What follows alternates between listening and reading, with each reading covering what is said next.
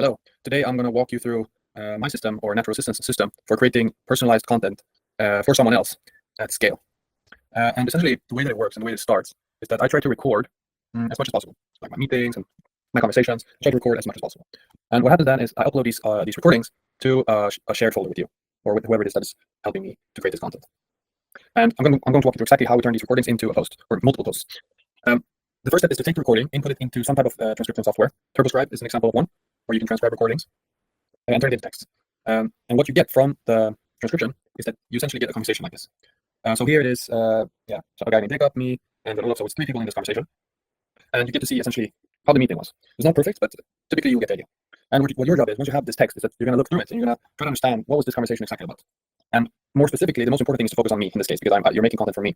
So what is it that I'm saying that creates value, provides insight, or can somehow be used, somehow we can use it to turn it into a piece of content. In this example, here we see that I'm not really saying anything, right? I'm just saying like, yeah, oh, and by the way, this is Swedish, so you might not understand it. But you can see that I'm not really saying stuff here, right?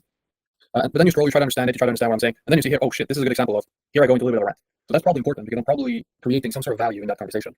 And once you find these sections of the conversation where value is being created, you copy the part of the conversation that's valuable. Sometimes that's just what I say. Sometimes you also include other parts. It depends on the context of the conversation. And the idea is that we want to include context because we're going to put it in an AI. It's going to help us. So we need to include context. But we can't put too much context because then the AI will miss the point. And that's where your judgment is really important. And that's why you need to read through it. You can't just copy and paste everything because you need to find what spots are crucial for context and which are not. And then you need to take a section, for example, like this. You copy it. And of course, you put it into the lovely ChatGPT to help us. And I don't have the exact prompt for this, chat or whatever. But essentially what we do is that we take the section that we find valuable, we copy it in here.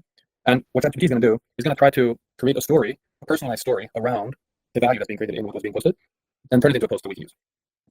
Here, as an example, this was actually an email that I sent to someone, and I copied and pasted the email in here, and ChatGPT generated this post here, like a story related to the email that we can use. And sometimes these are actually really good. And of course, this depends on the prompt and depends on ChatGPT.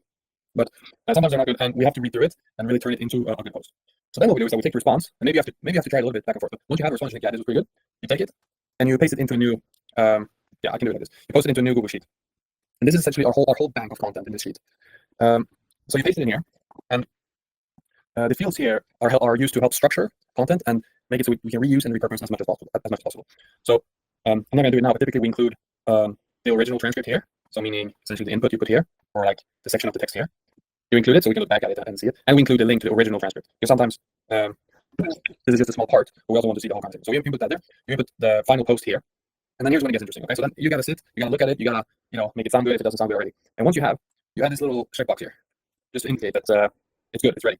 And then you do that for the whole conversation. So for the whole conversation here, because oftentimes there are multiple valuable moments. This was just one, but then let's say if we scroll more, then another one is gonna come up somewhere. And not always, but many times. And you want to try to get as many of these moments out of the conversation because that's how we create a lot of content. And so essentially you end up with a lot of rows like this. And then once you have a bunch of like 10 or something, then we go into this part here, which is, or by the way, first, you can think of this text as like a text post on LinkedIn, right? Sometimes it also makes sense to include a first comment or a description. It's optional, but maybe you add a question here or whatever. And basically you want to make sure that both of these represent like a ready text post, okay? And once you have a long list of these ready text posts, that's when you notify me, and I need to go in and I need to check it and I need to approve it. So then I will go in and I will basically read through it, I will approve it, or I will leave feedback.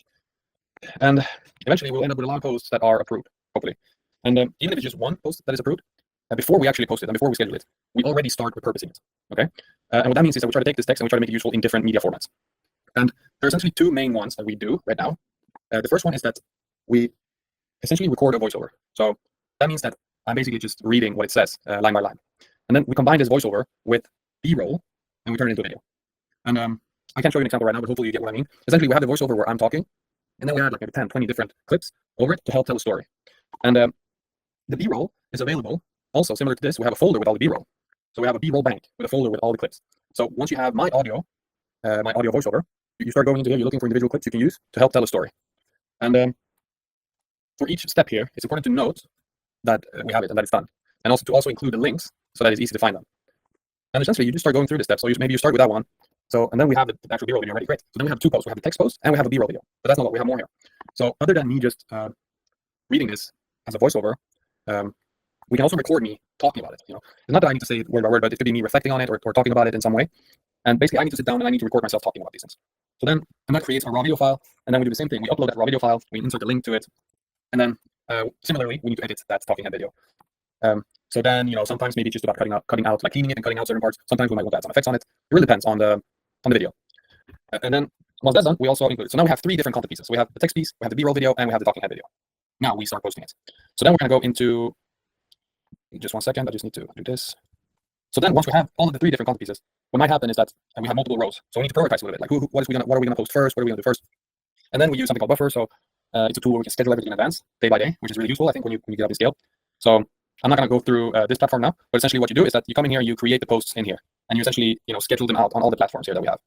And we cross-post the same video on all the platforms, and we include the texts wherever it's possible. And I'll go through more in detail about that if we see each other later or whatever. And then once they've been scheduled, you go in here, you basically mark that it's been done, so we keep track.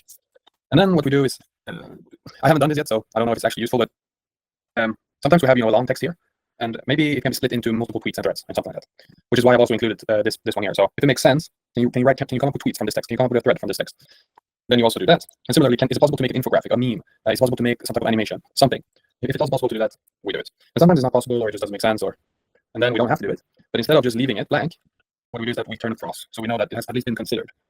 And sometimes that can be on other places too. Maybe I didn't have time to do a talking video about it, or it just didn't make sense.